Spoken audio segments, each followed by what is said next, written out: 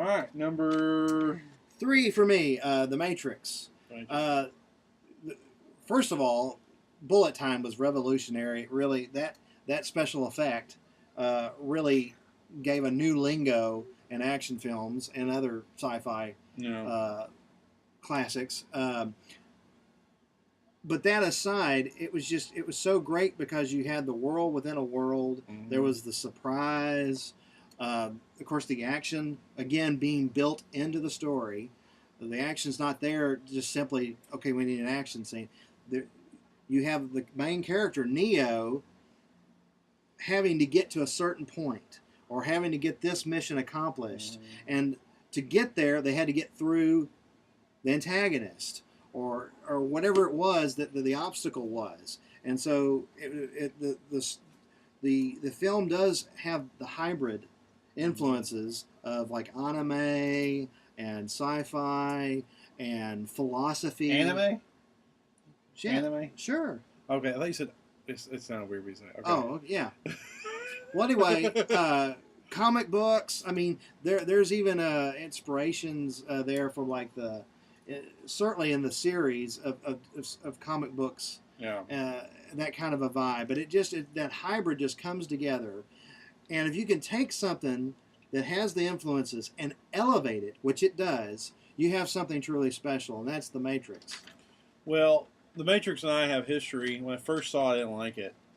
And over time, I've grown to like it. In fact, again, it's right here in the old Blu-ray collection. So now I like it. I'm a fan of it. The sequels suck, and I pretend they don't exist. It's kind of like RoboCop. I pretend the sequels don't exist. So The Matrix for me the same way. Blah, blah, blah, blah. There's no sequels. It's just The Matrix, and it stops. I'm not as big a fan of it as you, but I like it. Great visuals. Keanu's definitive role. Sure. In best performance. So the Wachowskis get an Oscar just for being able to get him to act good.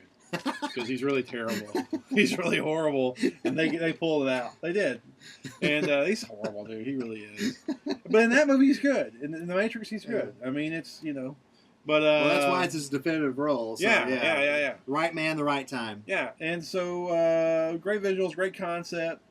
Too bad it has those horrible sequels. I didn't like it at first because I didn't buy the whole.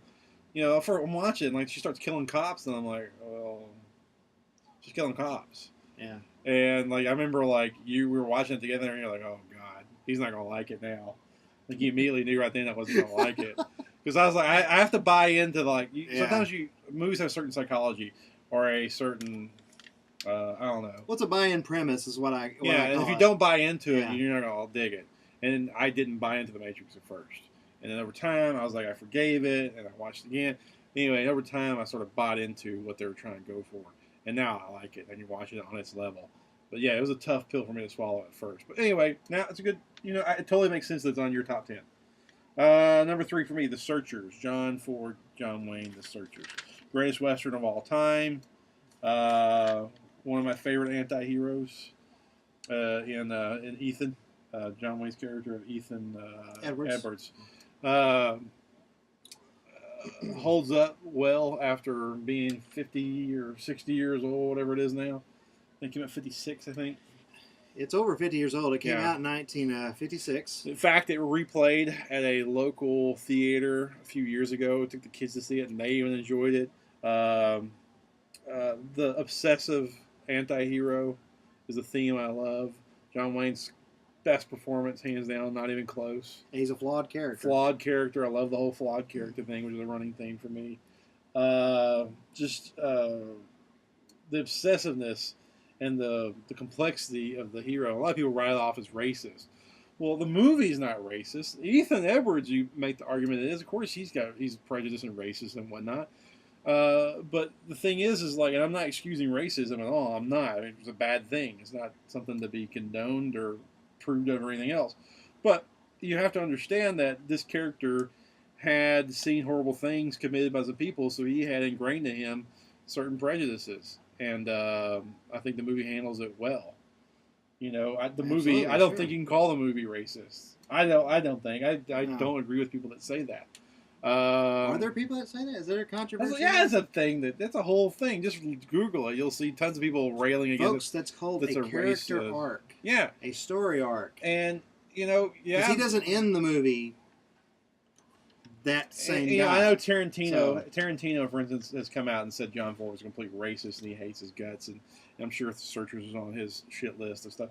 But I mean, like, well, the Travis Bickle and Taxi Driver has racist qualities. They don't call that a racist movie, you know. Did John Ford's critics see Sergeant Rutledge? Apparently not. Anyway, the point being is the movie. You have to take movies within their. You have to meet movies on their level, and you have to watch in their context, just like The Matrix. Yeah. He's a prejudiced character. He is a bigoted, prejudiced character, so it's going to have those elements in it. Does he have his own reasons for it? Yeah, he has his reason for it. So I agree with him? No, but that's who the character is. I'm kind of tired of defending it on that level because it's a great movie. It's above having to defend all that crap. I'm done defending it. It's a great movie, great visuals, sweeping epic storytelling, the obsessive hero, anti-hero, relentless storytelling, great supporting cast, just epic filmmaking. Hope it never gets remade ever. There was talk about a few years to remake it.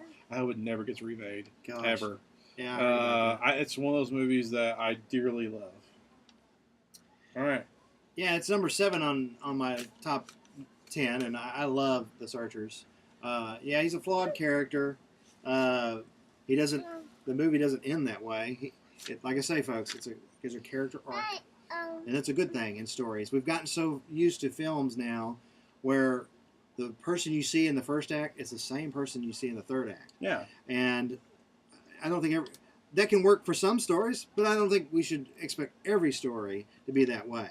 Right. We were talking about There Will Be Blood earlier. Well, he's a certain kind of man at the beginning, and then he's certainly a different kind of man in the third act.